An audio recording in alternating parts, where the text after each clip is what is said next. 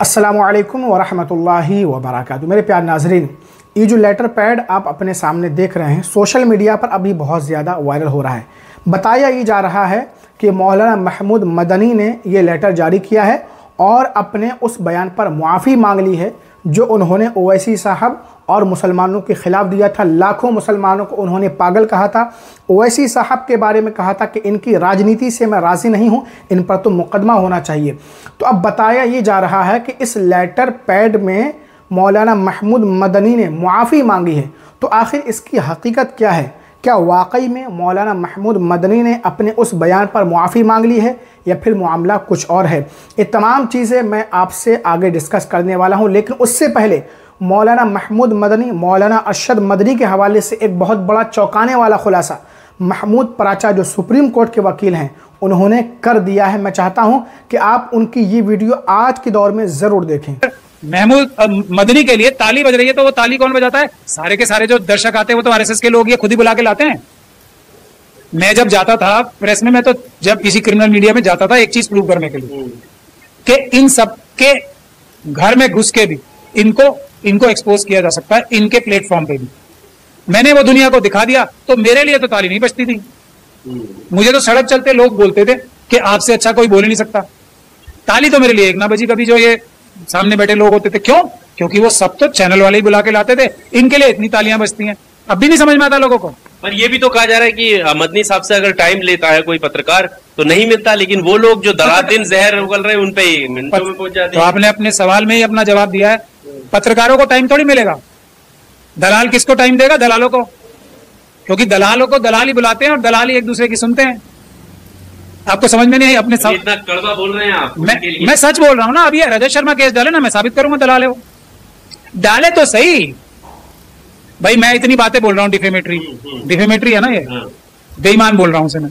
तो डाले केस, मैं दिखाऊंगा कि कैसे वो बेईमान है और ये पब्लिक गुड में है कि मैं उसे बेईमान बोलूं।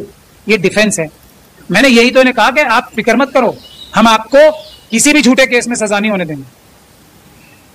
तो ये, लेकिन इनके दिल में बेईमानी है ना, दिल में बेईमानी, इसलिए अब डाले। ये सुधीर चौधरी का बताओ, रूबिका लियाकत, किसका नाम लेवाना? लेवा लो सबका। ये सब इन्हें क्यों बुलाते हैं? इनसे बड़ा ऑरेटर कोई नहीं है, एक से बढ़कर एक ऑरेटर है, एक से बढ़कर एक आलिम है। इनको क्यों बुलाते हैं? क्योंकि ये दलाल है। इनको बोला जाता है अमित शाह द्वारा कि भाई इनको बुलाओ, इनको प्रोजेक्ट करना है, ये हमें एक लाइन ऑफ एक्शन रखना है, ये दूसरा लाइन ऑफ एक्शन है, ये लाइन ऑफ एक्शन जो है हमें गाली देगा, और इन सब ये दूसरे तरीके के जो लोग हैं उनको ये सब मिलके मारेंगे, मुसलमानों को बदनाम करेंगे, उन्हें गालियां देंगे टेलीविजन पे। और ये हर बार एक सेट ये भी तो है ना, जो दाढ़ी रख के मौलाना बन के जाते हैं वो गाली खाने ही जाते हैं, खूब गालियां मिलती हैं उन्हें, और अगली बार फिर पहुंच जाते हैं। किसी की पिटाई भी हुई जूते से, वो अगली बार फिर पहुंच गए। क्यों जाते हैं बताओ आप? अब नहीं जाएंगे तो कम से कम बात तो रखेंगे ना। रख रहे हैं ना बात, जूते खा रहे हैं, पिट रहे हैं, जूता खाया ना। बात एक तो रखेंगे इस तरीके से कि मुसलमानों की छवि खराब हो, फिर उनको पीटा जाएगा ये मॉब लिंचिंग का माहौल बनाने के लिए कि ये तो है ही सी लायक, इनको पीटो, ये चुपचाप काम काम करते हुए भाग जाते हैं। ये सब एक नैरेटिव तैयार कर रहा है जिसका ये हिस्सा है। अब लोग समझे कैसे? जो किसी भी मुद्दे को उठाए उसको आखिर तक, अंजाम तक पहुंचाए। आप इनसे एक मुद्दा पूछ लो जिसको इन्होंने उठाया हो और अंजाम तक पहुंचाया हो। एक भी नहीं है। पूछे ना इनसे, ये टेस्ट बता रहा हूं, मेरे से भी पूछे। अगर मुझे कुछ लोग मानते हैं कि मैं भी एक अपने आप को या एक इंपॉर्टेंट शख्सियत हूं, मुझसे भी पूछे कि आपने किसने केस उठाया और कितनों को अंजाम तक पहुंचाया। आपका रिजल्ट क्या है? फैक्ट चेक नहीं करोगे आप। पर इस तरीके के बयान से तो, जिस तरीके से आलोचना हो रही है, तो उन्हीं का नुकसान है। क्यों देंगे वो ऐसा बयान? सीएनआरसी पे जो बयान दिया है तो लोग आलोचक बन रहे हैं ना उनके कि ये गलत है, कि सीएनआरसी का आप कैसे समर्थन कर सकते हैं जब आप ही विरोध कर रहे थे उस वक्त में। तो 2019 का दिखाएंगे ना अपना भी। उनसे आपको तो दे नहीं रहे ना इंटरव्यू, वो तो बताएंगे कि मैं तो शुरू से खिलाफ था इसके। मैंने अभी आपको 2019 का दिखाया ना, जब सीएनआरसी का मुद्दा सबसे ज्यादा गर्म था। वो तो जब लोगों ने गाली दी ने मुंह छुपाने के लिए आए, वरना इनके दिल में तो यही है ना, ये इनका एजेंडा, इनको रोल दिया गया। कह रहे हम गलत नहीं है तो हम डरे क्यों? लाओ ना रजिस्टर, हम कौन से घुसपैठी हैं? फिर मैं कब कह रहा हूं कि ये गलत है, सही है? लेकिन जो भारत के संविधान और कानून में नहीं लिखा हुआ है, जिसकी मंशा ये है कि शेड्यूल कास्ट कम्युनिटी के पास 1 इंच जमीन का नहीं है, वो कहां से कागज दिखाएंगे? मुसलमानों के ऊपर खतरा नहीं है, शेड्यूल कास्ट कम्युनिटी के ऊपर है। और सरकार इनसे ये काम करवा रही है ताकि शेड्यूल कास्ट कम्युनिटी को ये बोले कि ये मुसलमानों की वजह से हम कर रहे हैं तुम्हारे लिए।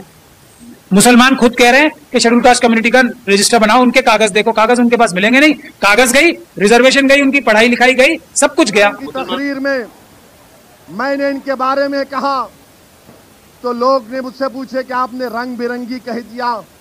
मैंने कहा इसलिए कहा ये आरएसएस के रंग में हमारी सफ़ों में आ रहे हैं।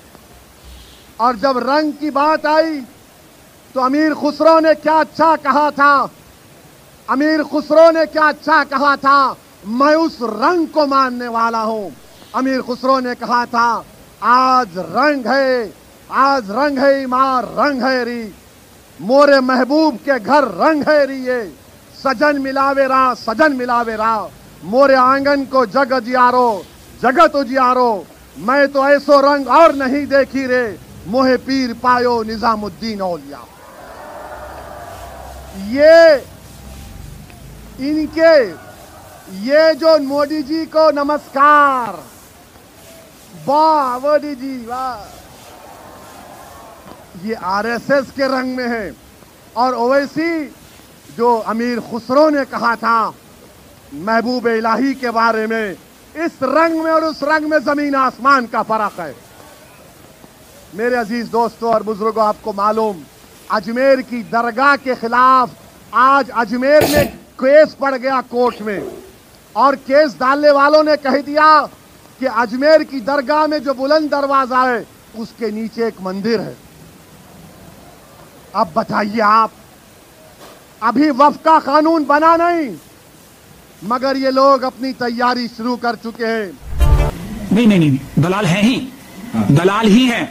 अरशद मदनी दलाल हैं आरएसएस के, अब ठीक है। महमूद मदनी दलाल हैं आरएसएस के, अब ठीक है। क्लैरिटी से कर दिया, करें केस, मैं साबित करूंगा, मेरे पास सबूत है, करें। हो गई आपकी सवाल का जवाब मिल गया। एक अधिवेशन से आपने इतना नाम, एक से नहीं, मैं इनको ऑब्जर्व कर रहा हूं पिछले 8 साल से, मेरे पास सबूतों का गट्ठा लगा हुआ है। गट्ठा मतलब पूरा कमरा भर जाएगा, इतने सबूत है मेरे पास। करें ना हिम्मत, करें डिफेमेशन का केस, अरशद मदनी महमूद मदनी करें। ये दोनों दलाल हैं आरएसएस के, और बाकी भी बहुत सारे दलाल हैं, लेकिन आज इन दोनों का ही बताना जरूरी है। सर, ये मदनी भतीजा और चाचा, इनकी जोड़ी और जमाते उलमा हिंद, दोनों के सिद्धांत अलग हैं या उसी हिसाब से चला रहे हैं? देखिए, सिद्धांत तो इनके इतने अच्छे हैं जिसका आप और हम शायद अंदाजा भी नहीं लगा सकते, लेकिन ये अपने सिद्धांतों से हटके आरएसएस की दलाली कर रहे हैं। ये है, इनके बुजुर्गों ने कुर्बानियां दी हैं, ये अपने बुजुर्गों की कुर्बानियों का एक तरीके से जो कहते हैं ना सूद वसूल कर रहे हैं, वरना लोग इनकी शक्ल देखना पसंद ना करें आज, अगर ये उस खानदानों से ना आते हो तो। समझ गए आप बात? ये है, ये जो कहते हैं, जो मनुवाद की जो साम दाम दंड भेद जो है ना, ये वो उसका जीता जागता नमूना है। जो ये कहते हैं, जो ये नजर आते हैं। प्यार नाज़रीन, महमूद पराचा के बयान से, इंटरव्यू से आपको अच्छी तरह मालूम हो गया होगा कि मौलाना महमूद मदनी, मौलाना अरशद मदनी का असली चेहरा क्या है और हकीकत में ये लोग कौन हैं। अब आइए मैं बात करता हूं उस लेटर पैड के बारे में। देखिए, ये जो लेटर पैड सोशल मीडिया पर वायरल हो रहा है, तो इसकी हकीकत मैं आपको बता देता हूं। ये लेटर मौलाना महमूद मदनी ने जारी नहीं किया है और ना इसमें उन्होंने माफ़ी मांगी है, बल्कि ये लेटर जमीयत उलमाए हिंद के जो अराकीन हैं, उनकी जो पार्टी से हैं, उनकी जो जमात से हैं, तंजीम से हैं, उनके जो अराकीन हैं वो अब इस्तीफ़ा दे रहे हैं, क्योंकि मौलाना महमूद मदनी ने जो बयान दिया था वो बिल्कुल बेतुका और लाखों करोड़ों है ना मुसलमानों का दिल तोड़ने वाला बयान था। इसी वजह से अब इनके उलमा, यानी इनकी जमात के खुद उलमा इनकी मुखालफत कर रहे हैं और वो अब इनकी जमात से इस्तीफ़ा दे रहे हैं। यही इस लेटर पैड में लिखा हुआ है। मौलाना महमूद मदनी ने अभी तक मुआफ़ी नहीं मांगी है और देवबंद से भी मौलाना महमूद मदनी पर फतवा लग चुका है कि हम उसके बयान से राज़ी नहीं हैं, उसने बहुत गलत बयान दिया है। मेरे प्यारे नाजरीन, और जैसा कि मैंने इससे पहले भी वीडियो अपलोड की थी, उसमें बहुत सारे कमेंट्स आए, सैकड़ों कमेंट्स आए।